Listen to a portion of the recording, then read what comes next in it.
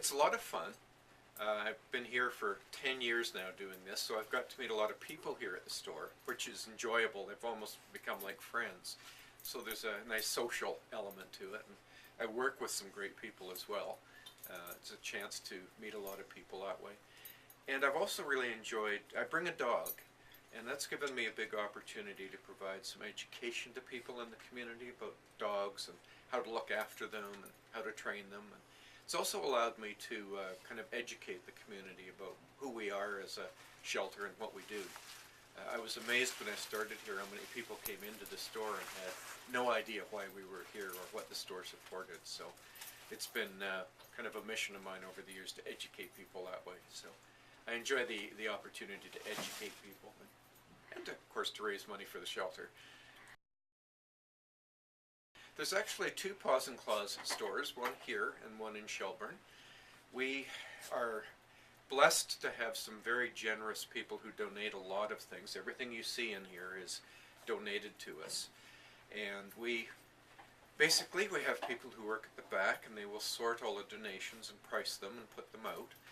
We sell a lot of clothing here, a lot of it for $1 or $2. Very nice used clothing, but not expensive. Behind you is a lot of music, and over the corner you can't see, but we sell a lot of books here.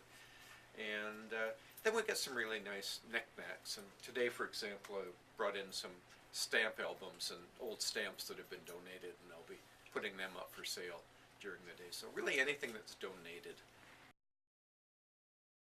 Yes, they do. Every penny we make here. We have to, of course, pay rent and pay a few expenses, but what's left over from that, every penny goes to the SPCA from both stores. Yes, we are. Every single one of us is a volunteer, and there's about 25 of us here, and I would expect a similar number in Shelburne at that Paws and Claws.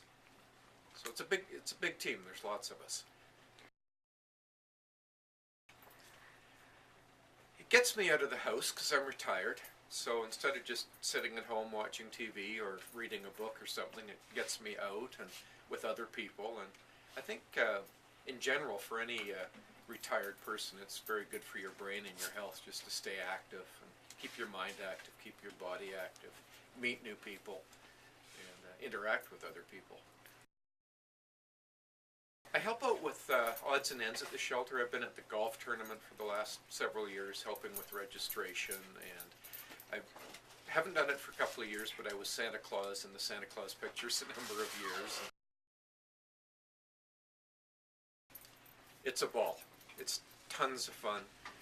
There's a whole variety of things you can do. I think there's 14 or 15 different volunteer positions, including 2 here at the store, working on cash like I do, or working at the back with unpacking and sorting. At the shelter, there's lots of things you can do that work with animals if you prefer to do that. And there's always lots of things to do with helping out with fundraising too. And of course, one big thing we've been doing at the shelter the last couple of years is bottle donations. We have a team of, I think it's 7 or 8 volunteers who just handle the bottles, pick them up from restaurants and sort them and get them ready to be picked up by the liquor store. So there's a wide variety of things you can do, and if you don't want to work with animals, that's fine. There's lots of other things you can do, and if you do want to work with animals, we always especially need people to work with the cats. We have so many cats, and there's no way the staff can look after them. I mean, they can do the basics. They can clean the cages and feed them, but they don't have enough time to play with every cat every day. So that's great for the volunteers. My colleague sitting over here does a lot of that at the shelter, helping with the cats.